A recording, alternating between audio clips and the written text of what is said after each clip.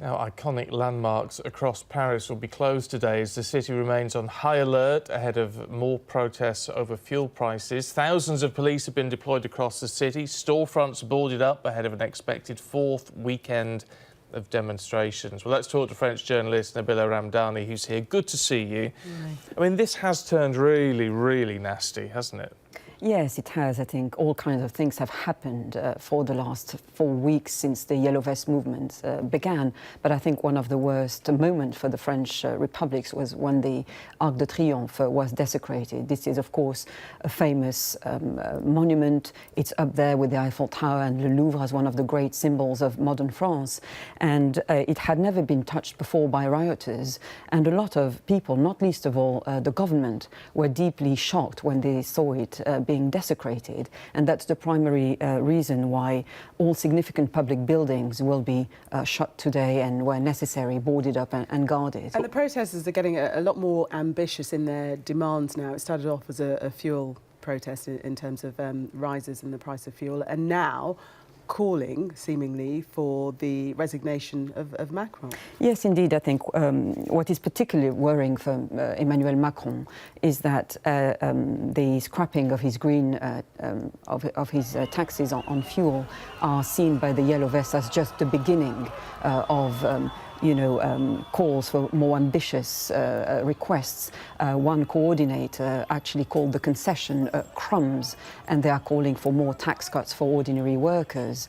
They said that this is the kind of measures that are now needed, and in fact their demands are becoming, as you said, more ambitious. They're calling from anything from the resignation of Macron to the bringing down the Fifth Republic to bring in a more democratic Sixth Republic. So you get the sense that the protesters are sick and tired of the entire political establishment as a whole, and they dislike the way France is going. So it reflects a vast discontent with the entire system, and the feeling is that the system is not geared towards delivering for the vast majority of people, but solely for the rich. I mean, what is different to, I mean, as you well know from what we see here in the UK, is if there are violent protests in the UK, the public generally, even if they have some sympathy with the message, disapprove of the protests. And we know from some of the polls that up to 70% of the French public was saying that they backed these protests. Now that in itself is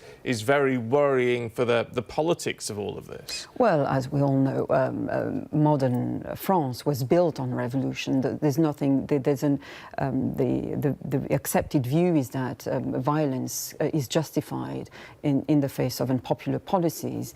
But there's no doubt that the Yellow Vests achieved their goal through intense violence.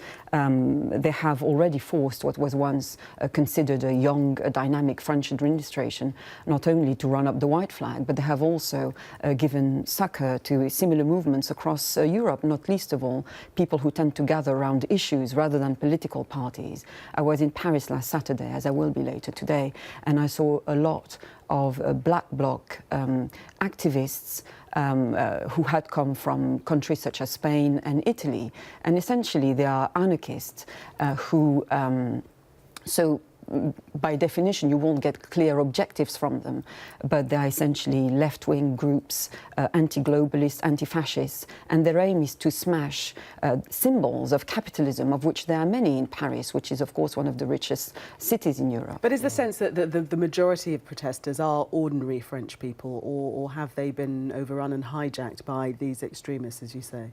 I think it would be unfair to suggest that all those taking part are violent elements. There are genuine grievances among the vast majority of people who have taken to the streets to put forward the grievances, and I think they've achieved that spectacularly, not least of all because the high visibility jackets themselves are a formidable marketing tool. The brand garments have been seen in other cities across Europe, in Brussels last week, for example.